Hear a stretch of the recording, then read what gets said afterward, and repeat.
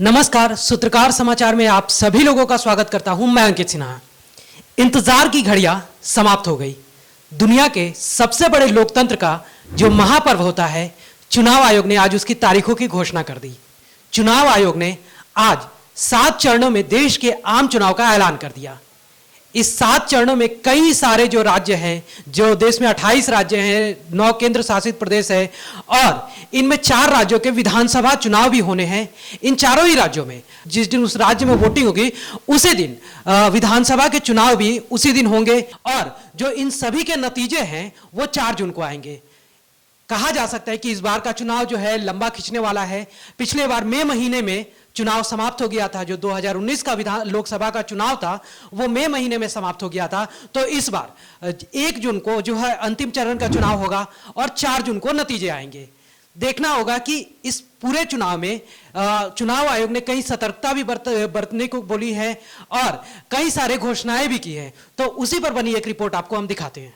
चुनाव आयोग की घोषणा के मुताबिक 19 अप्रैल को पहले चरण का मतदान होगा। इसमें 102 लोकसभा सीटों पर वोटिंग होगी। 26 अप्रैल को दूसरे चरण में 89 लोकसभा सीटों पर मतदान होगा।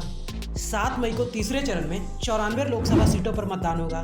13 जून को चौथे चरण में 96 लोकसभा सीटों पर मतदान होगा। 5वां चरण 20 मई को होगा। इस दिन 49 लोकसभा सीटों पर मतदान होगा।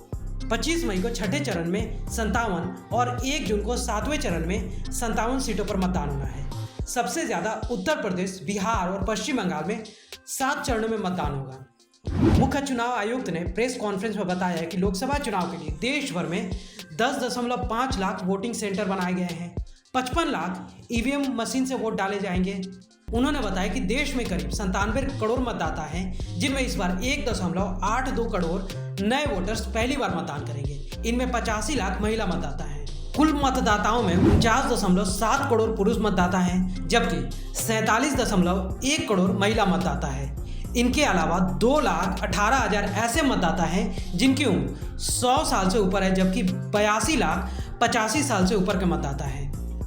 मुख्य चुनाव आयुक्त ने कहा है कि देश भर में स्वतंत्र और निष्पक्ष चुनाव के लिए कड़े इंतजाम किए गए हैं। उन्होंने कहा कि चुनाव में हर हाल में हिंसा को रोकना चाहता है। उन्होंने कहा कि हमारे सामने 4 प्रकार की चुनौतियां हैं: मसल्स, मनी, मिस इन्फॉर्मेशन और एमसीसी यानी मॉडल कोड ऑफ कंडक्ट। इससे निपटने की व्यवस्था की गई है। राजीव कुमार ने बताया कि चुनाव में धन बल की खर्च पर कड़ी नजर रखी जाएगी। सीमावर्ती क्षेत्रों में ड्रोन से नजर रखी जाएगी और वोटर्स को सुरक्षित रखने की पर्याप्त मात्रा में व्यवस्था की गई है। सेंसिटिव एरिया में पहले से ही सुरक्षा बलों को तैनात कर दिया जाएगा। कुल मिलाकर 97 करोड़ से ज्यादा मतदाता हैं, जिसमें 47 करोड़ से ज्यादा महिला मतदाता हैं, 49 करोड़ से ज्यादा पुरुष मतदाता हैं।